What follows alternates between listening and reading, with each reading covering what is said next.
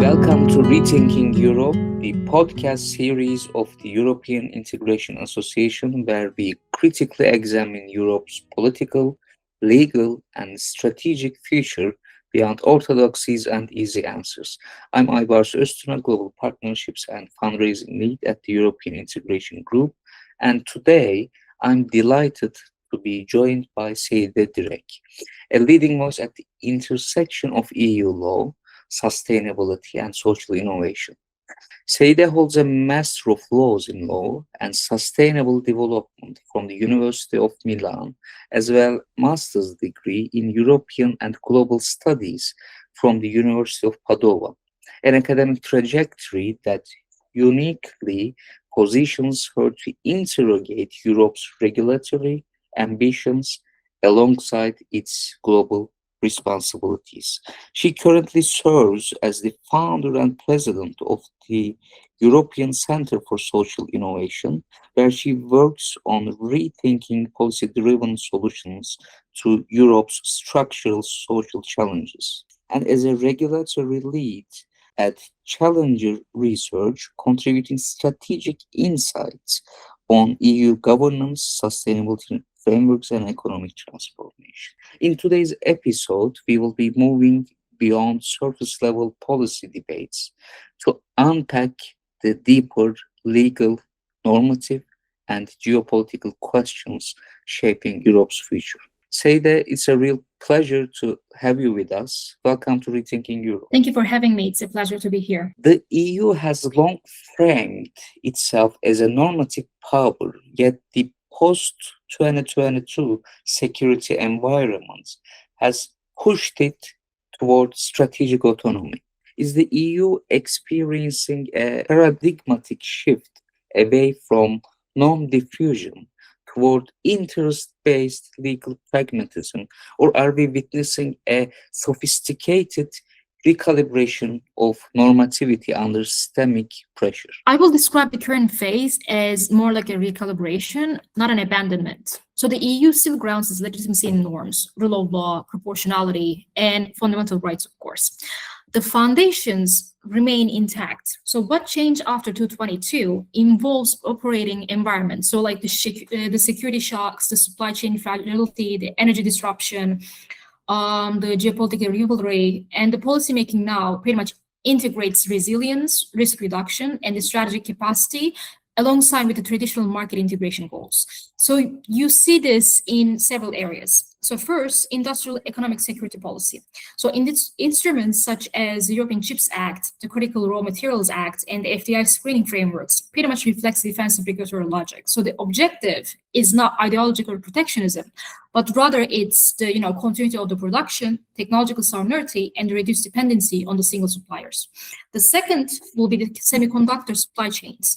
So before 2022, efficiency dominated. So there were lower costs, there were global resourcing, but now policy pretty much based redundancy. It depends on the trusted partners and of course the domestic capacity. So the legal tools support risk diversification rather than the pool liberalization. We also need to look at it from energy perspective. So the energy law pretty much moved from the climate transition towards security of the supply transition. One of the most important topics right now will be the defense. So defense procurement, export controls, and the research funding pretty much shows similar evaluation. We can take the example of the European Defense Fund. So it was originally framed around the cooperation and efficiency, but now it's framed more in the capability gaps, interoperability, and of course, strategic autonomy. So what matters is now the mechanism. Norms increasingly operate through a resilience lens. Earlier, EU integration logic asked, how do we deepen openness? But current logic pretty much frames the question as, how do we keep openness sustainable under systematic risks? So this is not really like a paradigmatic rupture, that's rather a shift in the priorities. Normativity itself is just becoming more strategic. So the EU historically exported rules through enlargement, trade agreements, and today it still kind of does, but with added conditions. So you need to have like security safeguards, you need to have reciprocity, you have anti-coercion instruments.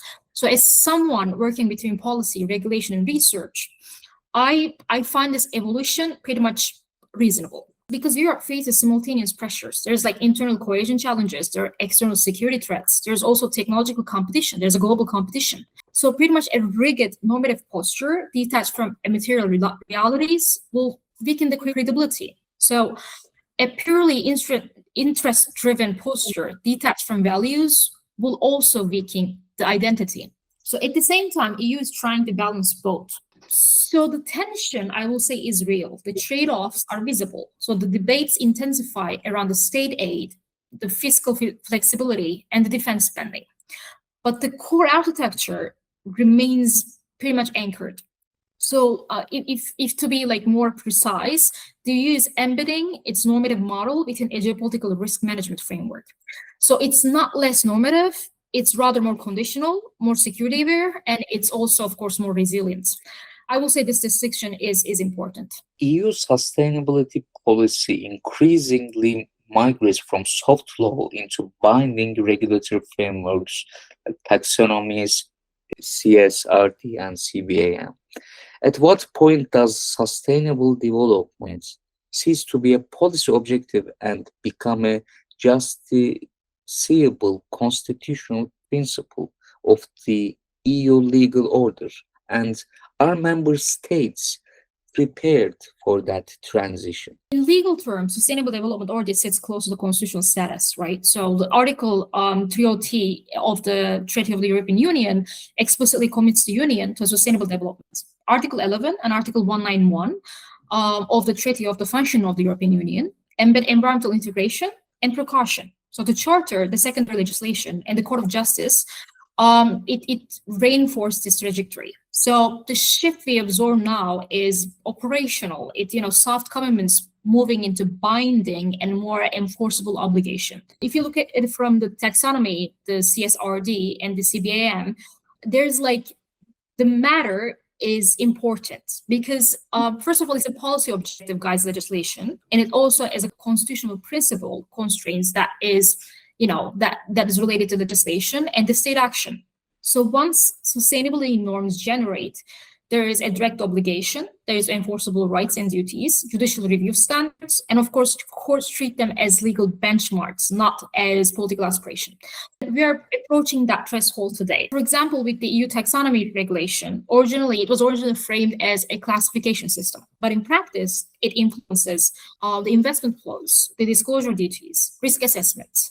The financial actors now face litigation, exposure, greenwashing, misclassification, misleading ESG claims. And then when does this shift become a constitutional in practice? So the three signals indicate consolidation into constitutional principle. The first of all, it's the judicial enforceability expense. So the courts increasingly review of EU and national measures against sustainable anchored standards, proportionality, environmental integration, and intergenerational equality in equity arguments. Secondly, there's the cross-sectoral application. It pretty much stabilizes. So sustainability obligation influence competition law, state aid, financial regulation, procurement, trade, and corporate governance. And lastly, it's the policy discretion narrows. So the legislators retain flexibility, but cannot ignore sustainability constraints without legal justification. We already see early forms of this. So with regards to this, are member states really prepared? Preparation varies, it varies significantly because it creates challenges for member states. For example, there's administrative capacity gaps between the states. There's also fragmented enforcement structures. And there's a big tension with the industrial policy priorities. So I see two parallel realities in that case. So that at EU level, sustainability evolves into systematic governance architecture, rather at the national level, the implementation capacity and the political readiness remain uneven.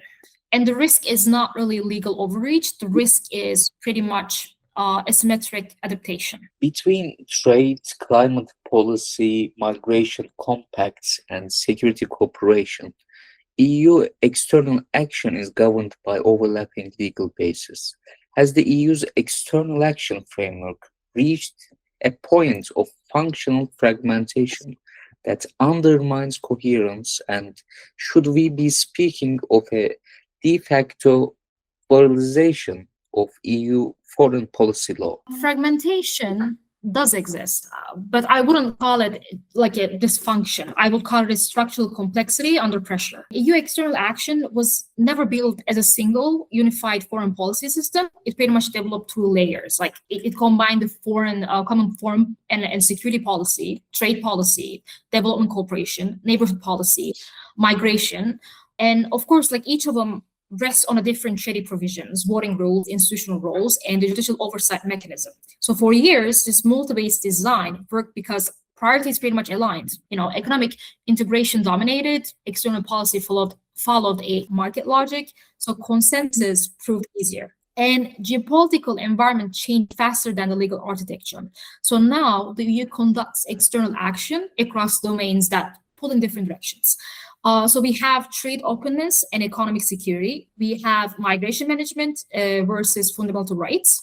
The legal basis did not really fragment it. The policy objectives, it pretty much diversified. The distinction matters because what looks like fragmentation often reflects competing rationalities embedded in the EU law. So if you look at it from the trade policy, climate policy, migration compacts, when all of these areas interact, tension naturally surfaces. Not because the framework failed, but because the union operates simultaneously as a market regulator, as a climate actor, a security actor, a border manager. So no classical international organization carries such a hybrid mandate.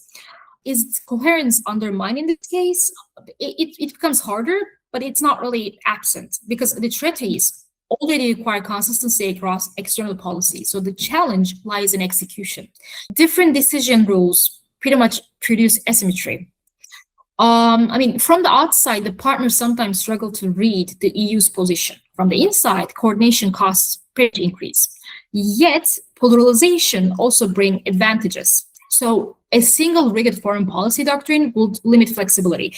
The EU's strength often lies in deploying various instruments, such as the market access, financial assistance, partnership frameworks. And the deeper shift is that rather earlier, the thought was, how do we project the stability? But currently, the question is, how do we manage risks, rivalry, and the resilience? So that shift naturally stresses legal boundaries. So we see more hybrid instruments. Should we speak of a pluralized foreign policy law? So I will say yes, descriptively. From ESG regulation to digital and AI governance, EU policymaking is increasingly expert-driven. How sustainable is the EU's legitimacy model when democratic accountability lags behind technocratic complexity? And does this risk entrenching a post-democratic governance structure? The legitimacy model holds, but it runs closer to its capacity limits. EU governance relies on a chain.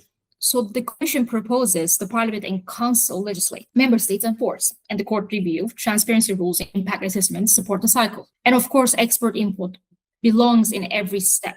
So the strain comes from a scale and a speed. So ESG, digital, AI files create compliance systems that only specialists fully read. So when policy becomes unreadable to non-specialists, democratic contestation weakens.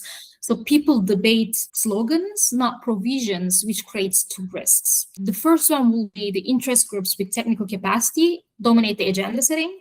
And the second, political actors outsource the decisions because sovereignty costs exceed time and the staff. So the combination can look a bit post-democratic, even if a formal democracy still functions.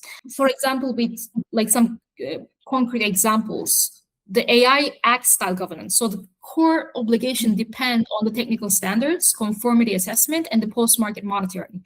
The legal text set the frame. The operational meaning often comes later through harmonized standards, delegated acts, guidance, and of course, a supervisory practice. So if you ask a small company what to do, the answer is rarely in one article. The answer sits in a network of annexes, standards, and the future interpretive documents. So now the question is the model sustainable? I will say yes, if three conditions hold. So first of all, we need to have political ownership of trade-off. So elected actors must openly own the trade-off choices, not hide behind experts. So when policy balances safety and innovation, the lawmakers need to defend where they set the thresholds, bans, and exemptions. And they need also, secondly, a better ex-ante accountability. Scrutiny must move the upstream. For example, it has to have concrete steps such as the mandatory publication of the drafts for key guidance and standards, clear registers of expert group membership in conflicts, stronger resourcing, and lastly, better ex post accountability. So enforcement bodies must be auditable. If these fail, you get a durable legitimacy problem, not really a legal crisis, but a democratic attention crisis. Where you see it is that the agenda shaping shifts to a technical communities and a large compliance capable actors. For me, the core test is simple. Can a well-informed, a non-specialist, journalist, a civil society, or an SME representative follow how a rule becomes constrained and contents in time? If the answer becomes no, the legitimacy pretty much erodes, even if the treaties stay the same. The EU's Green Deal industrial plan reintroduces state aid flexibility and industry targeting. Is the EU quietly abandoning its internal market orthodoxy? And if so, how does it prevent sustainability-driven protectionism from hollowing out competition law? I wouldn't describe the Green Deal as an abandonment of the internal market orthodoxy. I will describe it as like a conditional flexibility under strategic pressure.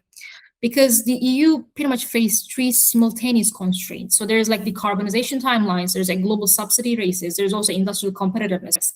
Strict state control designated for a stability phase, which is it struggles in a transition phase that requires more rapid investments. So the Commission widened the corridor. It didn't really remove the guardrails. So the state aid rules still apply. So compatibility assessment still exists, proportionality, necessity, and the limited duration still matters. So the temporary crisis and the transition framework illustrates this logic. So faster approvals, targeted objectives, sunset clauses. The real tension sits rather elsewhere. So how do you support green industries without distorting competition or fragmenting the single market? There are two risks that require constant management. The first one is a subsidy asymmetry. So the wealthier member state possess a greater fiscal capacity. The results we see is that some firms that are based in some member states access larger national support, and smaller economies struggle to match. And the second risk will be the grain labeled protectionism. So it's industrial support framed as sustainability policy. The danger is that shielding national champions, reducing market entry, and weakening the competitive discipline. So the competition law prevents this through a strong structure. So the aid must remain targeted. It has to be technology neutral where possible. It has to be linked to a measurable objective. It has to be time limited. So you also see a stricter scrutiny for measures that resemble operating subsidies rather than the transition support. If it's too rigid, there's like the industrialization risk. If it's too permissive, subsidy races inside Europe. Competition policy is not really like weakening. The competition policy is adapting to climate security and of course technological realities. Rule of law conditionally has evolved from an internal safeguard to an external signal. Does the instrumentalization of rule of law conditionality strengthen EU values globally, or does it risk reducing them to negotiable assets within geopolitical bargaining? Rule of law conditionality now operates in two stages at once. So internally, it protects the union's legal order and budget. Externally, it communicates what partnership with the EU requires. So this dual function creates both leverage and vulnerability. So on the increasing side, the conditionality ties values the material consequences. So access to EU funds, market privileges, or cooperation frameworks increasingly depend on judicial independence, anti-corruption safeguards, and institutional reliability. So this linkage turns abstract principles into an enforceable expectations. So we saw this logic actually inside the union with budgetary conditionality debate. So this message was clear. So the financial solidarity presumes legal predictability. Externally, similar dynamics appear in enlargement policy and neighborhood relationships. So Candidate countries understand that these progress reports, funding flows, and negotiation chapters hinge on governance benchmarks, not diplomatic goodwill alone. So this pretty much improves the credibility when applied in a consistent manner. But the risk emerges when conditionality looks selective or transactional. If third countries perceive rule of law language as flexible depending on strategic interests, values start to resemble bargaining chips rather than commitments. For example, migration cooperation or security partnerships sometimes advance despite visible governance concerns. So even when justified by an urgent policy need, the optics still matter. Partners, civil society actors, or domestic audiences notice the asymmetry. So the challenge is not really conditionality itself, the challenge is the coherence. So values lose the values lose the force when the political urgency overrides the legal standards without explanation. And on the other hand, they do gain force when the criteria remain stable, assessments rely on clear indicators, and decisions include explicit legal justification. And there is also a practical dimension often ignored. So law conditionality is not an only ethical signal, it's a risk management. So big courts, corruption, and regulatory arbitraries, they undermine the investment security, contract enforcement, and EU financial interests. So the conditionality also protects economic and institutional stability. So from my perspective, working in the regulatory landscape and EU policy, the most sustainable path is discipline application with honest communication. So it's not a quiet compromise, it's clear standards, it's clear explanation. This approach may be able to prevent values from drifting a rhetoric or a negotiation currency while preserving the EU's strategic flexibility.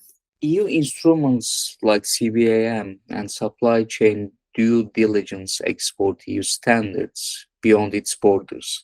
How does the EU reconcile claims of global justice with accusations of green and regulatory imperialism, particularly from the global south? This topic sits at the corner of the current external economic policy. So from Brussels' perspective, the instruments such as the CBAM and supply chain due diligence pretty much address real problems. So we have carbon leakage, environmental damage, labor exploitation, uneven regulatory standards. So the EU argues that climate transition and responsible production require rules that reflect true social and environmental costs. But from many global south perspectives, the same instruments raise different concerns, which might be compliance, administrative, or perhaps market access.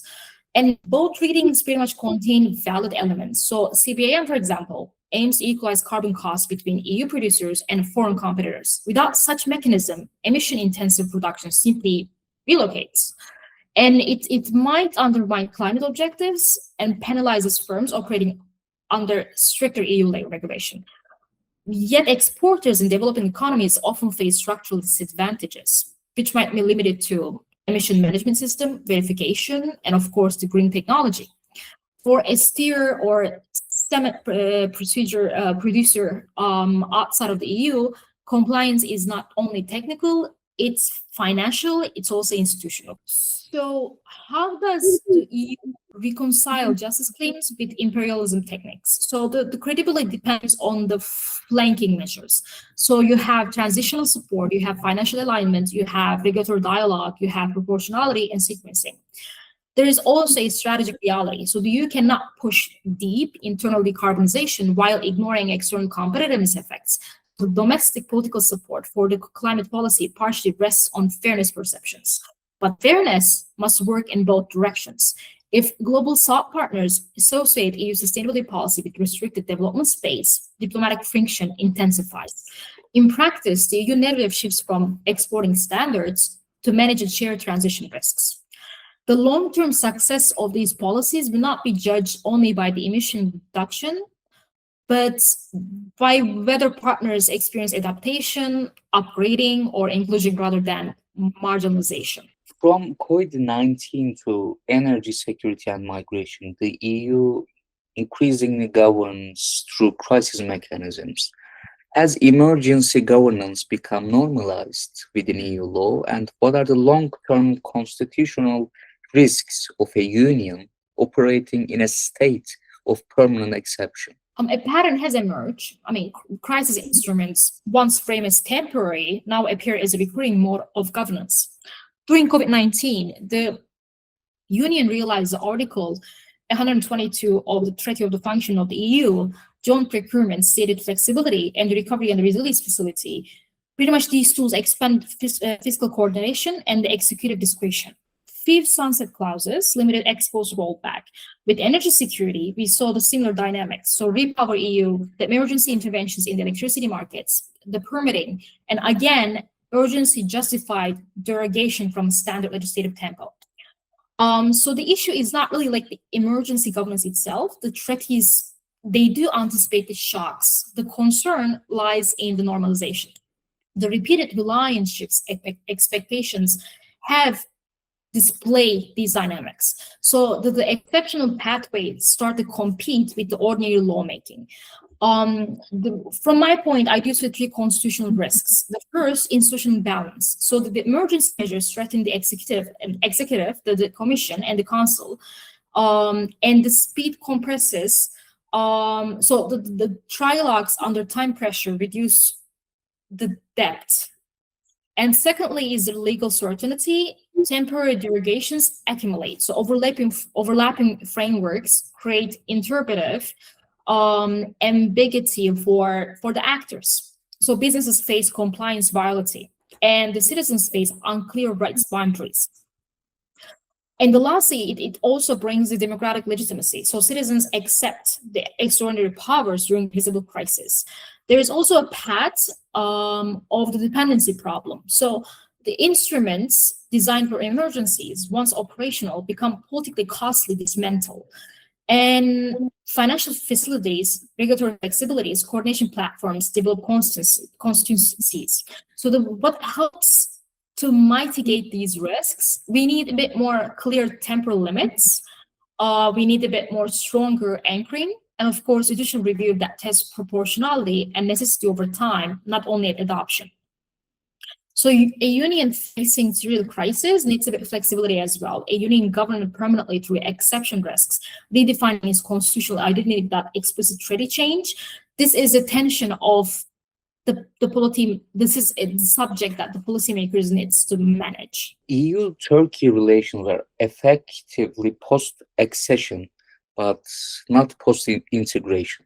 Should the EU conceptualize Turkey through a new category of differentiated integration, or does this ambiguity strategically benefit the Union by preserving leverage without commitment? The EU-Turkey relations sit in an unusual space right now. So the accession talks remain formally open, and the political reality moved pretty much elsewhere. So integration exists in fragments: custom union, the migration cooperation, security dialogue, the sectoral alignment. So the core question becomes a bit conceptual. So does the union define a new framework or maintain a constructive ambiguity? A differentiated integration model will offer more clarity in the specific case. So Turkey already participates selectively. So the customs union, some of the approximation of the trade-related topics, and the coordination in migration through the EU-Turkey statement, cooperation, of course, in NATO, and formalizing this into a structured tier could produce some values and gains for both sides. So first of all, it brings a bit more legal coherence, so rights and obligations become predictable. Fewer ad hoc bargains, lower interpretive tensions between political declarations and the legal framework. And of course, we also need a policy efficiency, the sectoral integration, energy, digital transport, you name it. They could follow a defined accession like pathways without really a full membership conditionality. And the third is the credibility. So the both sides operate under transparent expectation, reduce friction from a symbolic enlargement fatigue. So on the other hand, there are also like trade-offs. So the new category risks signaling closure of the membership perspective. So it eventually affects a reform incentives inside Turkey. It also reshapes the union's enlargement narrative towards other candidates. Ambiguity, by contrast, preserves the leverage. So the conditionality remains elastic. The Union adjusts the engagement based on the rule of law, foreign policy alignment, and the regional stability. So no need for a threat level of innovation. So and ambiguity also reduces internal policy conflict. Member states hold divergent views on Turkey. Strategic vagueness functions as a political buffer. Yet ambiguity carries costs, so the chronic uncertainty weakens a long-term planning. So the businesses face a regulatory unpredictability, political mistrust. Cooperation becomes a bit transactional rather than structural. So if stability, economic integration, and functional cooperation lead, a differentiated integration framework makes more sense. So if influence through conditionality remains primary, ambiguity continues to serve a purpose.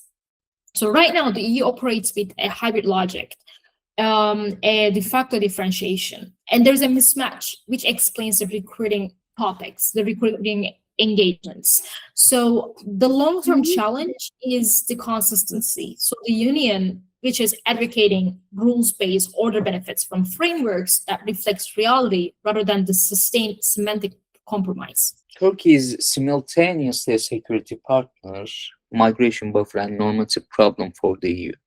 To what extent does the EU's selective application of conditionality toward Turkey reveal a deeper tension between values-based foreign policy and geopolitical necessity? The EU's approach to Turkey exposes a structural tension at the heart of its external action. So on paper, conditionality anchors EU foreign policy, rule of law, and fundamental rights, of course. And these principles do shape the enlargement and the neighborhood frameworks. In practice, engagement with Turkey often follows a strategic necessity because Turkey plays a really important role. And especially the most three important roles Turkey plays that Union cannot literally ignore. The first one will be the security. Turkey is a NATO ally, so it's a regional actor in the Black Sea, in the Middle East, and the Eastern Mediterranean. Counterterrorism and defense coordination matter for European stability. Secondly, it's the migration management. So the EU-Turkey statement reduced irregular crossing in the Aegean. The financial support mechanism followed after. So the cooperation became operationally central for several member states. The third is the economic interdependence. The custom union integrates Turkey deeply into EU value chains. So the trade volumes remain significant for both sides. And because of these interests, conditionality operates a bit uneven. So periods of democratic backsliding triggered criticism and freezes in certain negotiation chapters. At the same time, cooperation intensified migration funding, energy transition, and the security dialogue. So this selectivity signals two realities. The first one, the values and the interests are not applied symmetrically across policy domains. Normative pressure increases in political messaging, and flexibility increases where operational dependence is high. And secondly, the credibility risks. There are a lot of credibility risks. So partners observe inconsistencies between the rhetoric and the behavior. So the domestic audience inside the EU questions whether principles yield to the expediency. So the Turkish policymakers interpret shift as politicized rather than the rule-bound. So the full strategic accommodation weakens normative identity. Neither extreme serves in the long-term stability. So the deeper issue is not really the coming from the two sides. It's governance under the competing imperatives. So the Union acts simultaneously as a normative project and a geopolitical actor, and Turkey sits precisely at the intersection where these logic collide. And managing this tension requires transparency and differentiation. So you need clear separation between normative benchmarks and the functional cooperation tracks. You need explicit criteria for when strategic cooperation proceeds despite political divergence. So without these clarities, the policy appears reactive. So with clarity, the EU preserves both strategic capacity and the normative credibility.